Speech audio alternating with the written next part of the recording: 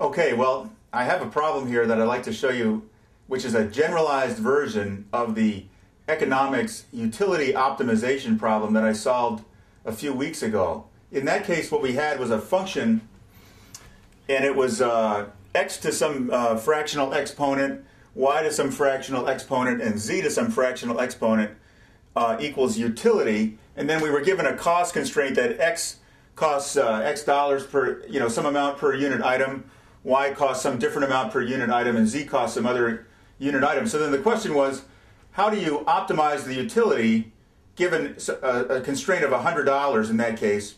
How much of x, y, and z should you buy in order for the utility function to be maximized? And we did it the hard way using algebra. It required a lot of legwork and some dealing with these bizarre fractional exponents. Essentially what we had to do was solve the cost equation. So it appears that there's three independent variables, x, y, and z. But because of the constraint, we can solve for one of the variables in terms of the other two. So there really are only two independent variables. And the way you solve this thing is you use the gradient. So you say the gradient, in other words, the direction, if I'm going to be at a maximum in multiple dimensions, let's say in 2 dimensions where we have a surface, two independent variable dimensions where we have a surface, if I'm going to be at a maximum, I'm at the top of a mountain. So that means that the gradient in any direction is going to have to be 0. That would be a maximum. So what we had done then is let the gradient equal 0, which gives us these equations, df dx, where the d in this case is a partial derivative, is 0, df dy was 0, df dz was 0, and then we also had this constraint. So we had potentially 4 equations, but only 3 variables. Or we could then reduce the problem down to 2 variables, and then we only used the 2 relevant parts of the gradient, and we solved it. I made a mistake along the way. I forgot to insert the z quantity back in with the fractional exponent. Nevertheless, the answer came out almost the same, and it's easy. The same process applies. It's just a matter of doing that one other thing. Once you take the derivatives, all those radical terms cancel out anyway, so it wasn't an issue. Now, that was the hard way, right? We had to deal with all those bizarre fractional exponents and a lot of algebra.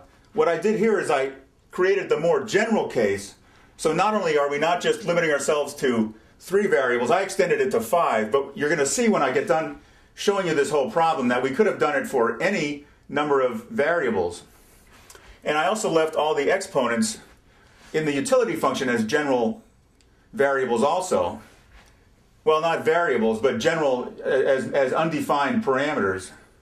And the cost constraint, I left all the unit cost figures also as unconstrained parameters. So let me just say a few words about this notation that I arbitrarily have chosen here. The little letters represent the independent variables. They represent the things that comprise the utility function.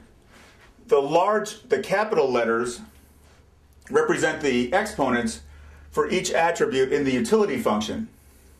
So little x is the attribute, big X is its exponent. Now I'm not constraining that we have to have fractional exponents here either, although for some reason in that particular problem, and I think in economics in general, people do use fractional exponents as a traditional rule. Then the constraint, I have big X with a sub 1 being the cost per unit for that particular attribute. So that's the notation I'm using throughout here. But what I'm going to do is I'm going to solve it using Lagrange multipliers.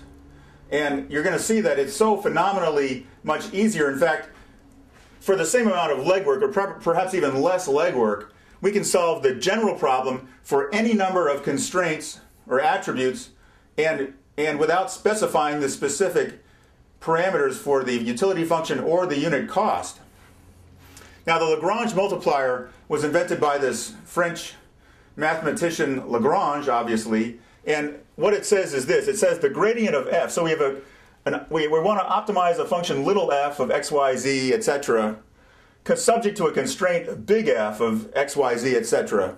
And the Lagrange multiplier, what he's invented is this concept, which is proven to be true, that the gradient of little f at point P being the point which is the solution we want, is equal to something lambda, some variable lambda, times the gradient of big F at that point P. Now, how did he discover this?